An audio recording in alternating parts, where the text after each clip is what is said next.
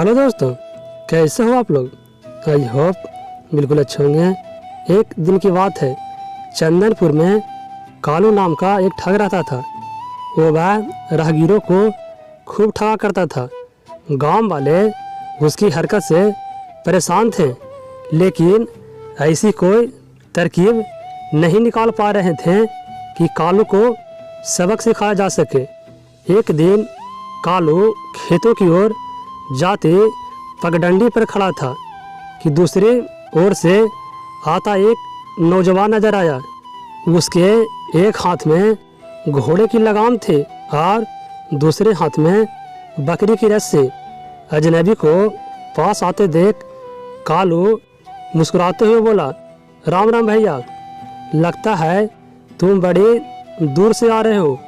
हाँ, मैं दूर गांव का रहने वाला हूँ। श्यामनगर अपनी ससुराल जा रहा हूँ।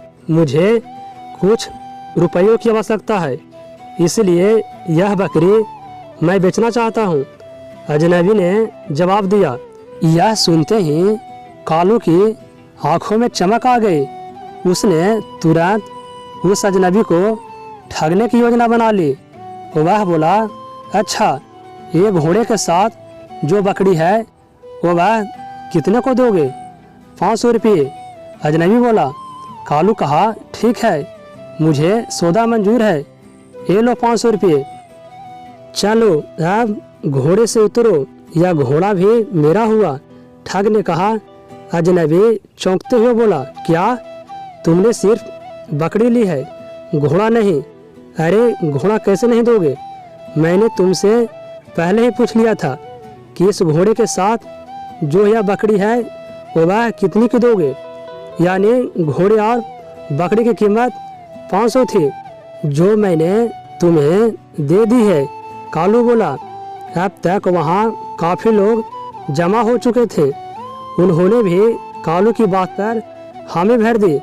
कालू के चेहरे पर विजयी भाव थे। वो वह अजनबी से घोड़ा और बकरी शान से अपने घर की ओर जाने लगा। तभी अजनबी ने उसे रोका। सुनो भैया। उसकी आवाज़ सुनकर कालू रुक गया और ताव से बोला, क्या बात है? बात दरअसल यह है कि मेरा घोड़ा और बकरी तो तुमने ले ली है। अब मैं क्या मुंह लेकर अपनी ससुराल जाऊंगा। अतः मैं अपनी यह रेशमी पगड़ी तुम्हें बेचना चाहता हूँ। इस पगड़ी की कीमत मैं सिर्फ एक मुट्ठी चावल लूँगा।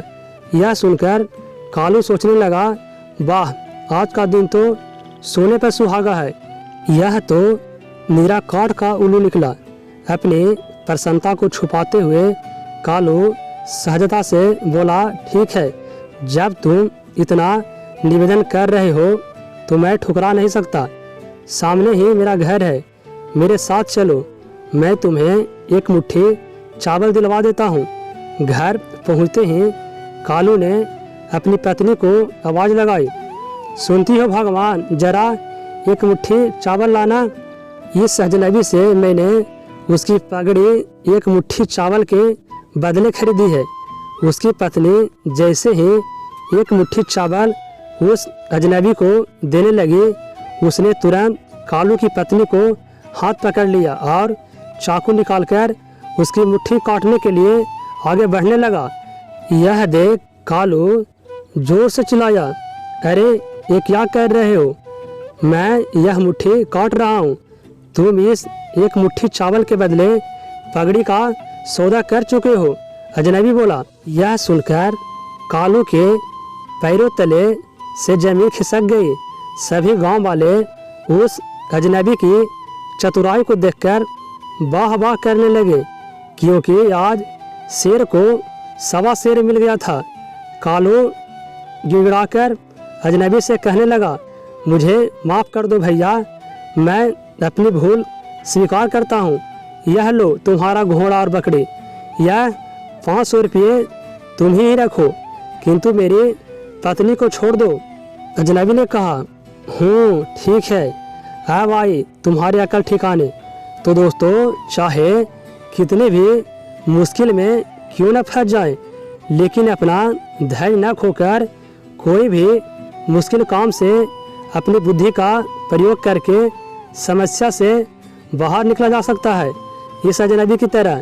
तो दोस्तों आशा करता हूँ यह कहानी जरूर पसंद करेंगे। धन्यवाद दोस्तों।